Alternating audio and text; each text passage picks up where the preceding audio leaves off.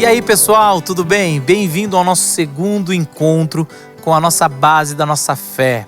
Tudo bem, Gustavo? Tudo bem, Marcos. O que a gente vai falar nesse segundo encontro? Hoje a gente vai falar como é que acontece isso de Deus virem em direção e ao encontro do ser humano. Então, resgatar. O nosso primeiro encontro a gente falou sobre a gente tentando, isso é inerente a todo ser humano, buscar Deus, mas a gente se frustra, não consegue. Agora, a gente vai falar até mais do que está na revelação também, que é conhecido como o drama das Escrituras, né? Como é a história de Deus se revelando e vindo até nós, né? Exatamente. Como é que começa essa história toda? Então parece que tem a ver com um Deus que cria um ser humano, a sua imagem e semelhança. E é curioso porque, diferente de outras mitologias, em que a criação do ser humano parece quase que um acidente, sem querer, estavam os deuses batalhando. Com batalhas, né? E tudo mais. Esse Deus é um Deus tão poderoso que ele só fala e acontece. Só que no ápice da criação existe um casal representando a humanidade. Aliás, Adão significa ser humano, humanidade.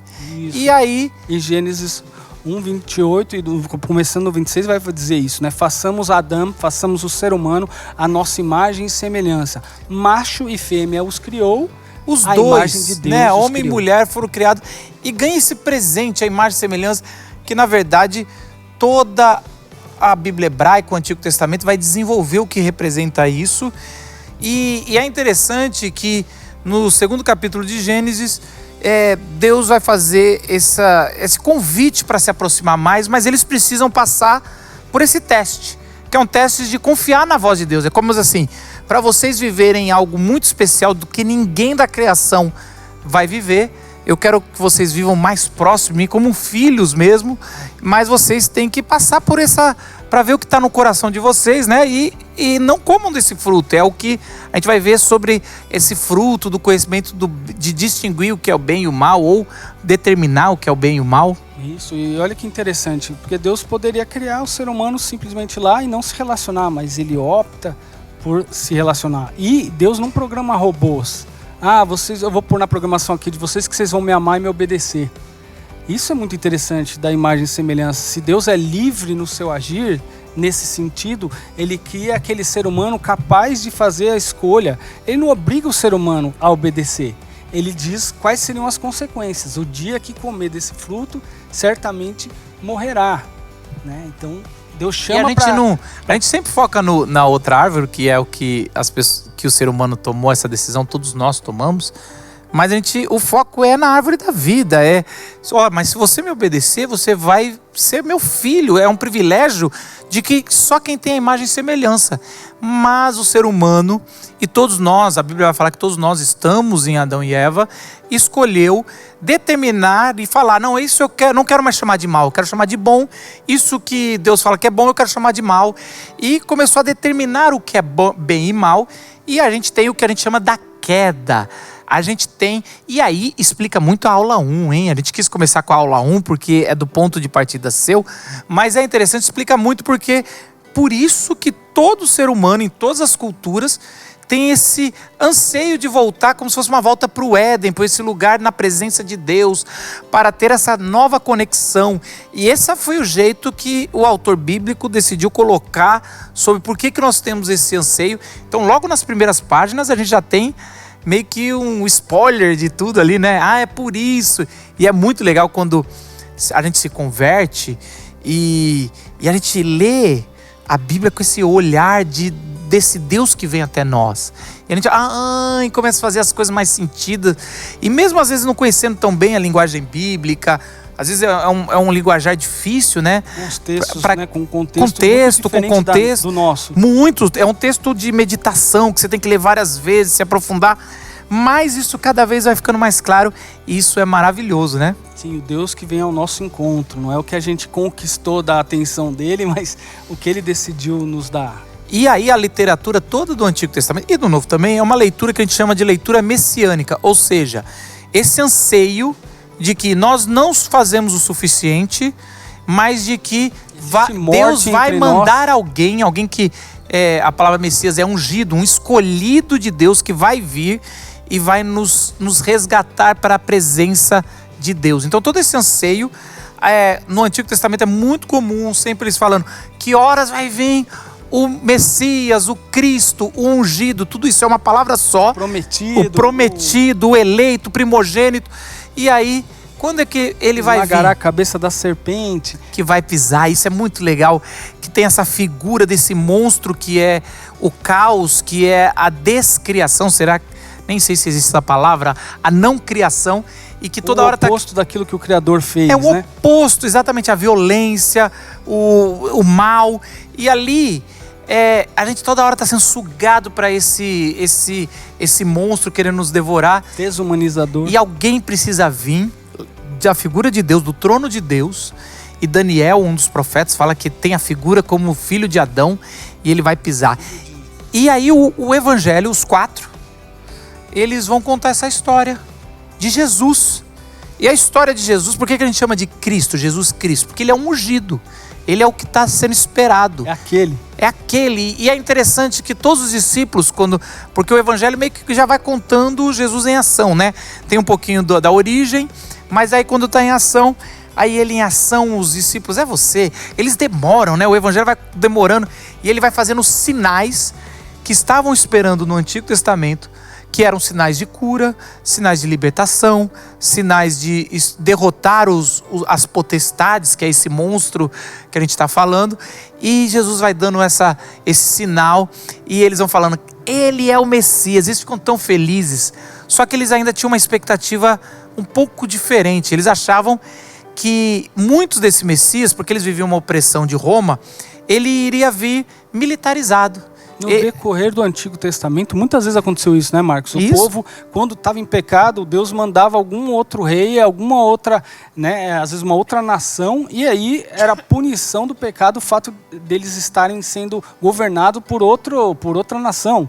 Então aí precisaria todo mundo se ajeitar de novo, se reconciliar com Deus, e aí Deus mandaria um libertador, um ungido dele, né? O período dos juízes é isso. Mandaria um ungido dele, mas na verdade estava apontando para um ungido final, né, que era Cristo. E é interessante, você vai ver nos 4 evangelhos, quando os discípulos percebem que Jesus é o Messias, eles entendem, eles declaram, Pedro declara, aí Jesus vai dizendo, olha, eu preciso revelar algo para vocês, de novo a revelação. Mais uma vez, eles estavam diante de Jesus. Eu preciso revelar mais uma coisa que vocês ainda não pegaram tão bem, sempre teve lá, mas vocês não pegaram ainda tão bem, alguns não pegaram. E vocês precisam revisitar e saber que eu preciso ser o sacrifício definitivo. Aquilo que por séculos o meu povo fez, que é entregar um animal ali sem mancha, né? Vamos dizer assim, sem pecado. Como inocente do pecado que os seres humanos tinham cometido. E Jesus é essa figura também. E ele fala assim, eu vou me entregar, é quase como eu vou explodir esse monstro, essa serpente gigante, de dentro dela, de dentro para fora. Então eu primeiro preciso deixar ela me engolir, como o peixe engoliu Jonas, e ele ficou 3 dias ali no que diz ali no Sheol, né? no lugar da morte. Eu vou também fazer isso, e assim como Jonas foi vomitado, depois eu vou voltar, e as portas do Hades, da morte, não prevalecerá, porque eu vou destruir de dentro para fora. Isso era muito difícil, né? Os discípulos não entenderam até acontecer. Sim, é verdade. E olha só que interessante, os discípulos então faziam parte desse povo. Por que será que Deus usa no decorrer da história um povo para registrar essas promessas? Para registrar essa maneira e esses rituais que estavam apontando para Jesus. Então Deus usa o povo judeu para se revelar em todos esses milênios e autores, né, vários deles e profetas, que juntos parecem contar uma história que tem uma unidade que só o Espírito Santo poderia ter conectado, né? E de alguma maneira, isso ali com os discípulos, vendo Jesus, ainda ficava assim, cara, a gente traz essa história, a gente traz essa promessa, mas tem coisa que não está batendo ainda aqui com as nossas expectativas. A gente chama povo, mas muito de Gênesis vai falar sobre a família, ou seja, quando Deus fez a primeira família, Adão e Eva, eles não passaram no teste. E aí Deus chama a família de Abraão e faz uma promessa, ó, independente se vocês não cumprirem, eu vou cumprir, farei de vocês uma família que se transformará num povo e abençoará todas as nações da terra. Então, ou seja, eles seriam uma nação de sacerdotes, como vai dizer ali em Êxodo. O que é o sacerdote? É pessoas que vão representar a criação diante de Deus e Deus diante da criação. Vão fazer essa mediação, revelar quem Deus é. Por isso a imagem, né? A imagem de Deus, né, feitos a sua imagem e semelhança, significa, ao olhar para aquilo eu vou enxergar Deus, ao olhar para aquela humanidade, estava sendo revelado quem Deus era. E aí só Jesus vindo como ser humano para poder revelar aquilo que a gente não tinha como ver. Por isso que os evangelhos vão gastar um tempo mostrando que toda a descendência de Jesus veio de Abraão ali. Toda a ascendência dele, né? Ele vem dessa... Isso. A ascendência veio de Abraão, ou de Adão, ou de Deus ali. Muito interessante. De Davi também, que era uma outra figura do Messias. Isso. E também Jesus vai se autodeclarar filho do homem, ou seja, filho da humanidade, ou filho de Adão.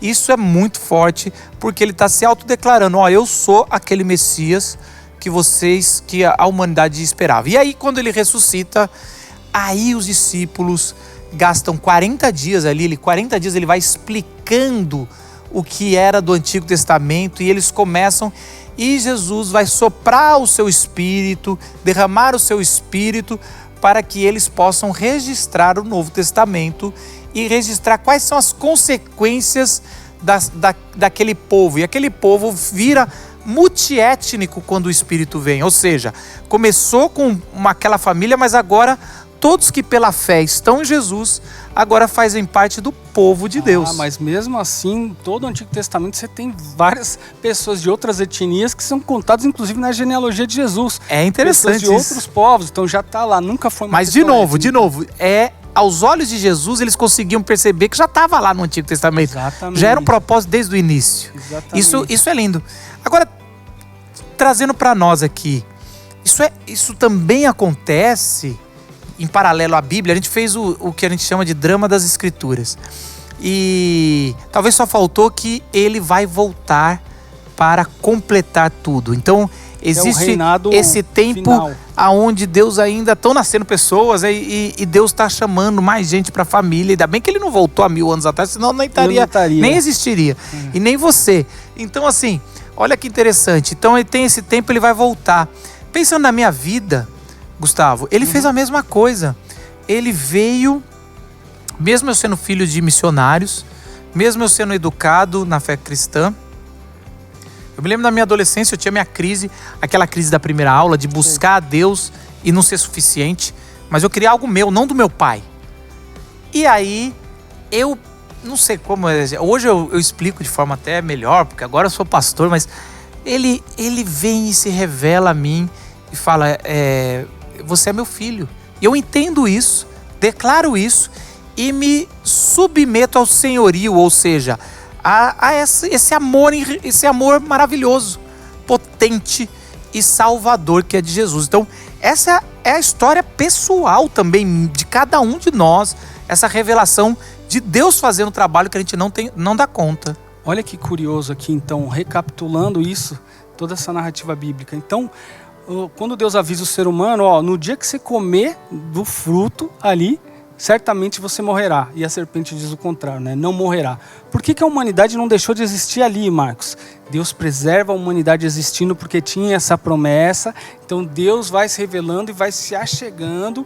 E aí então Deus faz isso na história da humanidade, preserva a humanidade existindo, faz isso na história de um povo para que todos os outros fossem atingidos. Então preserva o povo de Israel, quantas coisas se passaram politicamente ali naquele contexto, e até que viesse o Messias. Então Deus preserva o povo existindo, se revelando ali de alguma maneira até completar a sua revelação. E também foi assim na minha vida e na sua. De alguma maneira o Marcos, mesmo tendo nascido num contexto cristão, teve esse momento em que Deus falou, poxa, tudo que você viveu até aqui, agora eu vou usar isso para me revelar. E comigo também foi desse jeito, mas não no contexto de igreja, né? Então, de alguma maneira, eu passei por muitas coisas na minha adolescência, coisas que têm a ver com o esoterismo, coisas que têm a ver com outras buscas, né, filosóficas, sobre essa transcendência que a gente falou no primeiro encontro, mas de alguma maneira, no meio disso tudo, Deus me preserva e me traz com todas aquelas inquietações num contexto onde eu tinha amigos na escola, no ensino médio, que eram cristãos. E com toda a minha crítica, eu olhava para aqueles caras e tentava provar que eles estavam errados, que eles acreditavam numa coisa que foi escrito por homens, assim, então. Mas aí, em algum momento, com tudo que Deus tinha colocado, aquela sede por verdade, tentando desmascarar os cristãos para dizer, vocês não são legítimos, eu vi na vida daqueles amigos verdade. E aí eu queria saber alguma resposta de alguma pergunta capciosa, e um deles, esses amigos, falou: eu não sei responder essa sua pergunta teológica. O que eu sei te dizer é que esse é o Deus que eu tenho, com quem eu tenho convivido, que tem feito diferença na minha vida. E ali aquilo me deu um impacto. Então, de alguma maneira, Deus usou até aquele senso crítico para me aproximar dele, e Deus se revela na minha história, e daquele dia eu falei, vou ler o que essa tal de Bíblia diz.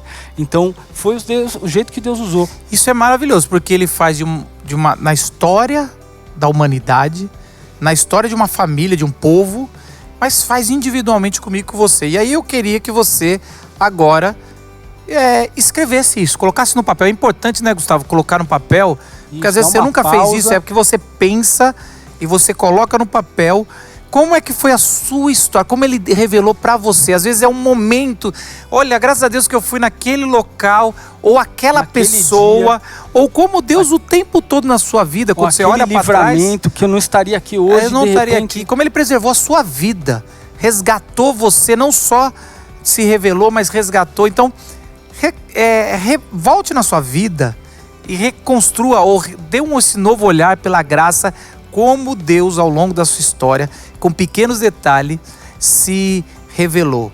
E eu sei que você já deu essa pausa aí, já vai escrever. Queria só a gente ler 2 versículos, Gustavo, para encerrar, que são 2 versículos que a gente vai deixar mais para você pensar, para você. Um está em Romanos 5:8, que Deus prova seu amor conosco em Cristo, em que Cristo morreu por nós, sendo nós ainda pecadores. Ou seja, mesmo sendo pecadores, ou um outro texto vai dizer, mesmo sendo inimigos de Deus, ele prova esse amor. Não é nosso ato que fez ele realmente se esforçou. Não, ele primeiro deu o passo que a gente não conseguia dar.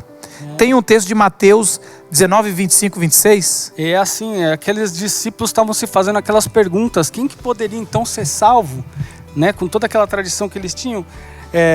E aí Jesus olha para eles e responde: para o ser humano, para o homem é impossível ser salvo, né? Mas para Deus todas as coisas são possíveis. É o agir de Deus que vem ao nosso encontro e que torna possível eu acho essa reconciliação. Essa revelação que a gente precisa ter antes de entender a graça de Jesus é, primeiro, entender que é impossível. Essa frustração faz parte do processo. Não consigo, já tentei ser o melhor garoto do mundo, já tentei ser o melhor pai, o melhor trabalhador, o melhor crente, não consigo.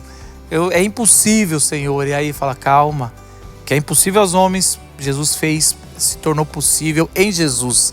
Isso é maravilhoso. Que Deus te abençoe nesse tempo de meditação, até a gente chegar na grande conclusão que nossa vida só é possível por causa de Jesus Cristo, que se revelou e veio até nós. A gente fala mais sobre isso daqui a pouco no outro vídeo.